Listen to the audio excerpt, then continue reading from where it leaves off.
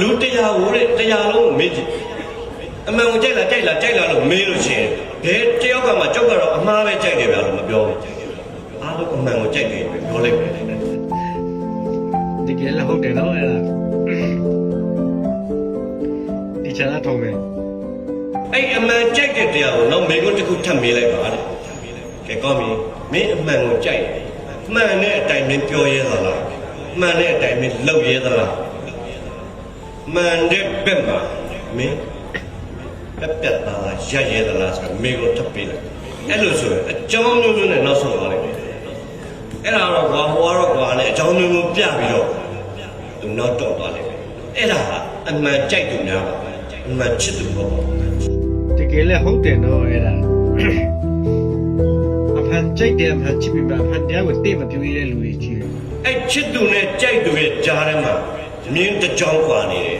အဲ့ဒီမြင်းကိုကြော်ရင်ချစ်သူဖြစ်မယ်အဲ့ဒီမြင်းကိုမကြော်နိုင်ရင်ကြိုက်သူပဲဖြစ်မယ်အဲ့ဒီမြင်းက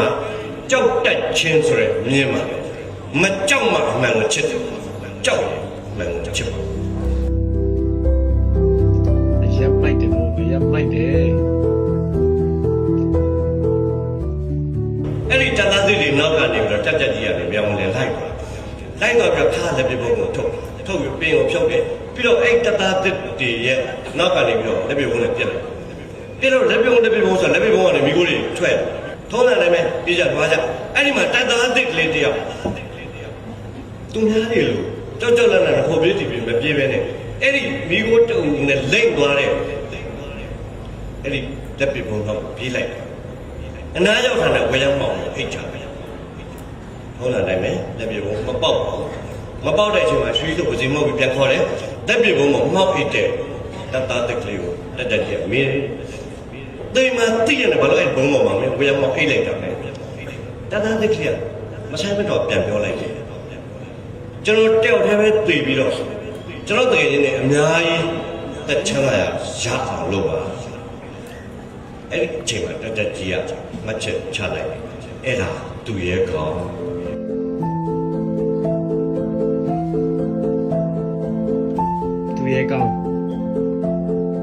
မြေကမ်းနာပြေကိုသားအဖန်နဲ့လမ်းလျှောက်တဲ့အချိန်စထားတဲ့ကသူကသားနဲ့အဖေနဲ့ကျေတွေကိုငုံကြည့်ကြအဲ့လိုအသေးစိတ်ပြောနေကျွန်တော်အရှိမှဆိုတော့သူဘာလို့ငုံကြည့်လဲဆိုပြိဿကတွေးရတယ်လာတာနေတယ်အဲ့ဒီကျေတွေကမြစ်ထဲကရေထဲမှာရေကလည်းကြီးနေတယ်အဲ့တော့ငုံပြီးကြည့်တယ်ဆိုပေါ်လာအဲ့တော့ထားလိုက်ပါတော့သူဘာပြောချင်လို့ဆိုဒီကအဲ့ကျေတွေကိုကြည့်ပြီးတော့သားကမေးတယ်အဖေတဲ့ကိုယ့်ဘက်ကကျေကဘာကျေတော့ကြကျေဒီဘက်ကဟောဒီဘက်ကဒူမင်ကျယ်လေးဒီဘက်ကဟောအဲ့90ကျယ်ပေါ့ကွာဟိုဘက်ကဟောဖေးမသိတော့ဘူးကွာနောက်တစ်ခါထပ်မေးတယ်အဖေဟိုဘက်ကဟောလဲအဲ့ဒါလည်းမသိဘူးကွာနာမည်မရှိဘူးလေဆိုတော့မှကလေးကမေးတယ်ဖေးတယ်တချို့ကျယ်တွေမှာနာမည်ရှိပြီးတော့တချို့ကျယ်တွေမှာဘာလို့နာမည်မရှိတာလဲအဲ့တော့အဖေကလည်းမတတ်တဲ့တွေ့တယ်ပြောလိုက်ဟုတ်တာတော်တဲ့လူတွေသိလို့ရှိရင်နာမည်ရှိတဲ့ကျယ်တွေဖြစ်တယ်ကွာမတော်တဲ့လူတွေသိလို့ရှိရင်နာမည်မရှိဘူးဒါပဲမရှိချင်ဘိုးကျော်ဆန်းနဲ့ပတ်သက်တဲ့အဖြစ်ပြမှန်သမျှဟုတ်တဲ့အဖြစ်ပြတစ်ခုစီစရင်ချပြီးတော့ကြည့်လိုက်အင်မတန်တင်ရှားတဲ့ခေါင်းစဉ်နှစ်ခုအောက်မှာပဲဝင်နေပါတော့တစ်ခုကကိုချင်းသီလဆောင်ထင်းခြင်းနောက်တစ်ခုကမှန်တာကိုပြောရဲဆိုရင်လှုပ်ရဲဆိုရဲအဲ့ဒီခေါင်းစဉ်နှစ်ခုအောက်မှာပဲလှုပ်ရှားသွားပါတယ်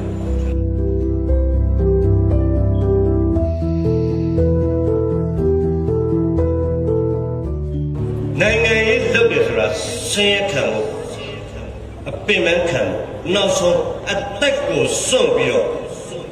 တိုင်းသူပြည်သားအတွက်လွတ်လပ်ရေးရအောင်လုပ်ပေးဖို့ကျွန်တော်ခံယူထားတယ်အဲ့ဒီမှာပြန်ဆက်တဲ့ဟာတွေကတိတ်တပြားဆက်တယ်ဆိုတော့ရွှေတွေသူဘလောက်ရပြီးတော့အဲ့ရွှေတွေကတရပူလောင်းပြီးတော့ဆောင်းကျင်ဆောင်းနိုင်တယ်ဆိုတာပြန်ဆက်ထားတယ်ဒါမဲ့ဗျာကျုပ်နိုင်ငံရေးလောက်တာမှာတရပူတစ်ခုတော့လိုချင်တယ်အဲ့ဒီတရပူအတွက်ပဲကျုပ်နိုင်ငံရေးတွေလုပ်အဲ့ဒီကျုပ်လိုချင်တဲ့တရပူကကျုပ်ကိုယ်နဲ့ဆောင်းမဟုတ်ဘူးတဲ့ကျုပ်တိုင်းသူပြည်သားတွေကိုဆောင်းပေးခြင်းအဲ့ဒီတရပူဟာလွတ်လပ်ရေးဆိုတဲ့တရပူပဲဖြစ်ပါတယ် လွတ်လပ်ရေးတရဖူပေါ့